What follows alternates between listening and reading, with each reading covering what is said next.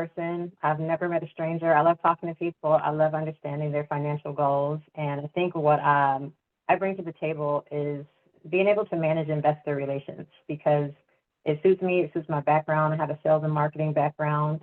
And like I said, I love to talk to people. So, you are on the front line and there's a lot of accountability being in the position that I'm in. So, I take it very seriously. Anyone who's ever worked with me knows that I'm very passionate about what I do. And I want to lead people in the right direction. So that is a very big hat to wear, but that's what I contribute to the team. Yeah. And building out a good team is very important too, right? Mm-hmm. What do you look for when you're picking partners to work with?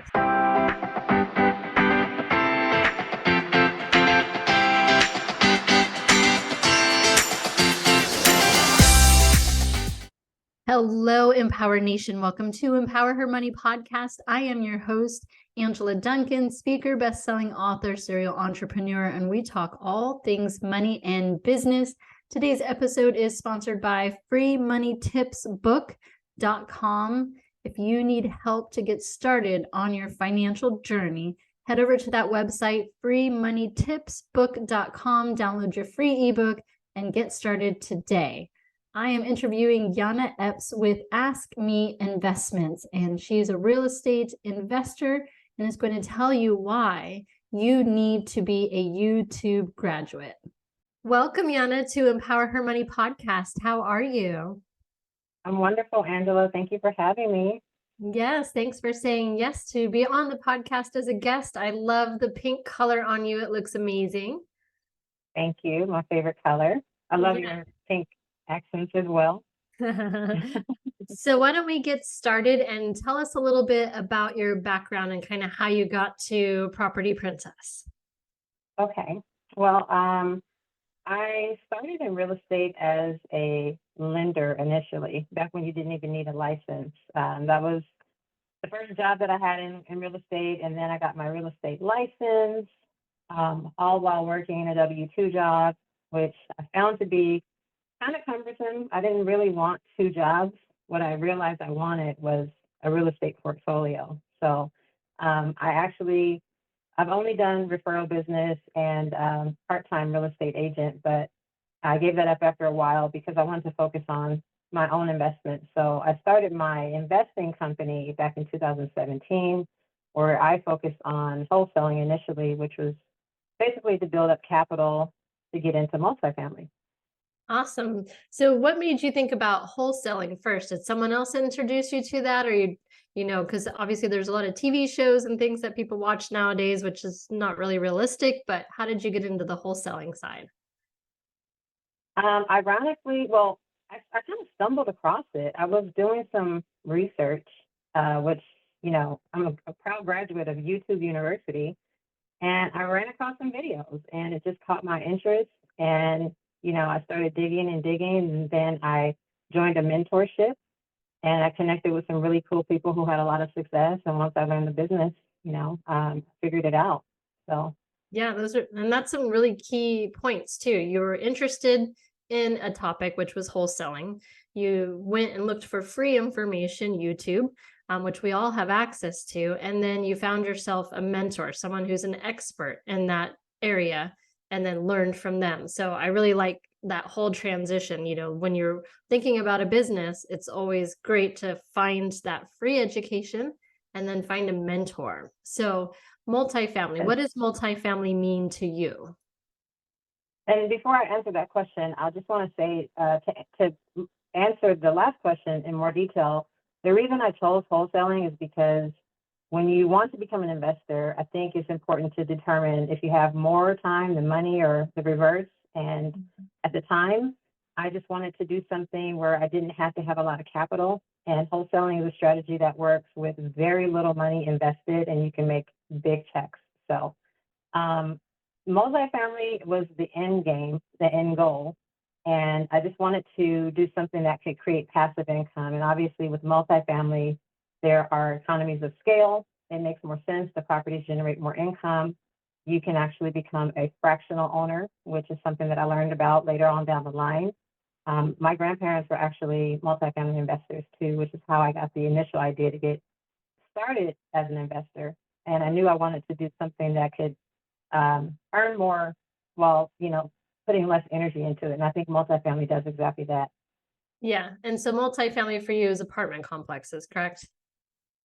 Yeah, exactly. Residential commercial properties that are multifamily dwellings, typically 50 to 300 units in that range or so. Gotcha. And what kind of markets are you looking in right now? I mean, you're in California, you live in California. What other markets are you looking in California? So I'm not looking for multifamily in California. As you know, the multifamily business plan typically involves increasing revenue and decreasing expenses. And California makes it pretty challenging to execute on some of those plans for different reasons. So we look at markets where there are landlord-friendly laws, first and foremost, and that's typically like the Sun Belt states. Also looking for markets with high population growth, economic drivers, um, economic diversity, just a lot of different factors that we kind of check off, which support the demand. For that investment.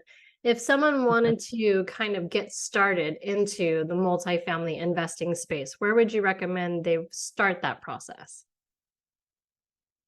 Depends. If they are, even if you live in California, like myself, I think the easiest way to get started is to use an owner occupied loan, which is really easy to attain. And then kind of do house hacking. If you don't own a home today and you can buy like a fourplex, let's say, and let three tenants pay most of your mortgage, I think that's the best way to get started. I did not do that because I had a family and I wasn't thinking that way about living in the multifamily dwelling, but I probably should have started with that. And I think it's a really good way to get started. You can live in that for about a year and then move on. Yeah, and use that rental income to help cover your mortgage expense as long as you're okay, kind not really having roommates, but they're close. Exactly. Exactly. So what are you focusing on now? So multifamily, not in California. What do you see in the future for yourself? So to be completely honest with you, most investors in this space are familiar with the challenges that we're all facing with the lending and the price of lending. It's created a different market. And so in order to kind of, keep, well, I won't say, I'm not going to stop doing multifamily investing, but for now, I'm going to look at other asset classes. I'm still invested in multifamily projects right now, but I think I want to let the market change a little bit before we take on new projects, unless it really makes sense. And within the future for me is trying to figure out how to build some of these from the ground up. So I am proud to say that I'm currently studying the development process. So that's something that I can do in my own backyard, and I look forward to the day that I can do that. So Yeah. wanted to do that since I was a teenager. Yeah. So building, how are you finding the information now to learn more about that process? Because obviously having something that's already built and looking at those numbers is much different than when you don't even have a building and you're looking at those type of numbers. Where are you getting your education from? I'm actually in a really great program, and this is the age of information. I think you can get it anywhere. I read books, I follow people on podcasts, I go to YouTube like I always did. And basically anything you want to learn is at your fingertips nowadays. So it's not hard to find the information. You just have to take the time and put the focus towards it. Do you feel like when you're going through this process, will you be there to see, the location of the land and then see part of the building process just to be able to like further the education too? Absolutely. So in the program that I'm in currently, I have some opportunity to actually, you know, go on site and take a look at some of these things in real time. And so I've also had some experience with the building before. So, getting that formal education just kind of helps me, confirm that everything that I know is correct. So Yeah, that's good. And what kind of factors do you look for when you're thinking about investing in an area? Is there something specific that appeals to you as an investor that you look for? So when it comes to to development, I think my focus is going to be affordable housing. So it's going to really matter. Like what matters in that is like um, urban areas where there's a strong need and places where grants and funding are available. So opportunity zones and things like that that have been outlined as having a high need. Yeah, that's good. And that's probably coming somewhere from your heart. I feel like as women, we're heart investors. We think about that a little bit more. So you're not Hmm. necessarily looking just at the bottom line, but to provide value to the community as well. Yeah, when it comes to building and providing affordable housing, I haven't even really figured out like, is it a lucrative thing? I just know that it's something that I want to do. It could be totally a nonprofit and it could be just something that makes communities better, but I know that it's something that I want to do. Yeah. Are you teaching about this right now, or is that something you might see in your future? In the future, of course, but I don't want to be one of those fake gurus that wants to, learn a little and then try to teach it without having practical experience. So I'm not teaching it now. I'm still a student myself, but I can't wait until the day that I can share with everyone else like what I've learned. Yeah, and I love that. That's a good nugget right there because there's so much information available, YouTube, webinars, conferences.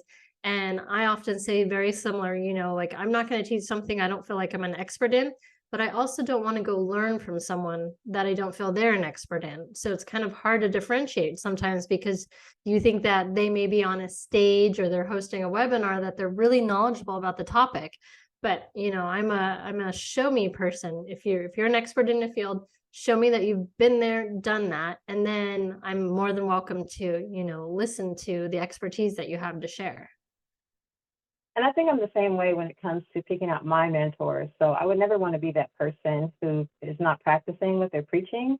Mhm. However, I think that is also a part of the imposter syndrome that sometimes we feel like, you know, applies to us because even though I'm not an expert in certain things, there are people that know less than me um, that can still benefit from the information that I have to share. So I always lead with that. Like if I'm telling you something, it's because I've learned it, and I will tell you if I feel like I'm not an expert, but the information is still valuable. So somebody's benefiting from it at the end of the day. Yeah, the old saying about fake it till you make it, I don't think applies to when you're teaching. And when it comes to investing, you don't want to lead on that more about what it is that you're sharing because other people's money is involved. So um, there's that factor as well. Yes. So are there any, I don't want to say mistakes, but any lessons that you have learned the hard way yet during your investment journey? Yes, absolutely. And kind of lifetime, so I won't get into too much detail, but I think the main thing is partnerships. Yeah. Um, it's a business relationship is almost more important than a marriage. Like you have to take your time vetting people, and you can vet to the best of your ability and still be surprised at the end of the day by someone's work ethic or morals or so many different factors. I've gotten into some partnerships that I do regret when there's not an ethical alignment. You want to part ways and you don't want to be associated. And unfortunately, sometimes your reputation can be at risk. So if I've learned anything, is to take as much time as possible to vet partners. So one thing that I've done is, I have a capital raising business, and one decision that I've made moving forward is to only raise capital for deals that I'm a decision maker in. I Mm. won't do it any other way in the future. Yeah, I can understand that. And I had that investment education piece as well. I went into a partnership and ended up losing the escrow because we missed the escrow return period. Um, I've learned a lot. It's a very expensive education to have, but I agree with you on Hmm. the partnerships. And so one of the things that I've done with businesses is if I'm going to get in a partnership with someone on a business side, each of us come to the table with a business plan and give a couple of worst case scenarios. What would you do? And I think you learn a lot from what person would do what under different situations and what, not necessarily ethical and unethical, but does it align with how I would handle a situation too? So I like that That's about a the really good idea. yeah, I partner. like that. It's almost like a formal interview for your partners. Yeah, yeah, because like you said, it's more than a marriage because you can't. It's very difficult to divorce in an investment, right? You can't just Mhm. walk away from it like you could in a divorce situation. Um, Exactly.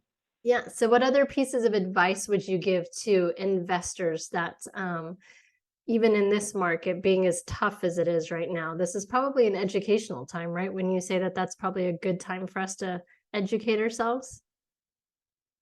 Yeah, I think you just said it. Like, educate yourself. Like, make sure that whatever investment journey you want to follow is something that aligns with the resources that you have available to you. So maybe you have a lot of money and you just want to invest passively in other people's deals.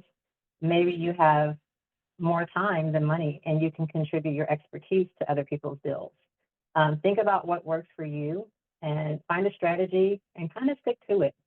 There's a lot of shiny objects in this business, and it's easy to get distracted by what someone else is talking about. I Mhm. know because I've done it.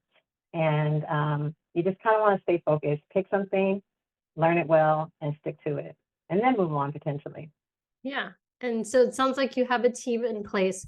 What is your expertise on the team? What is it that you enjoy doing when you're doing real estate investing?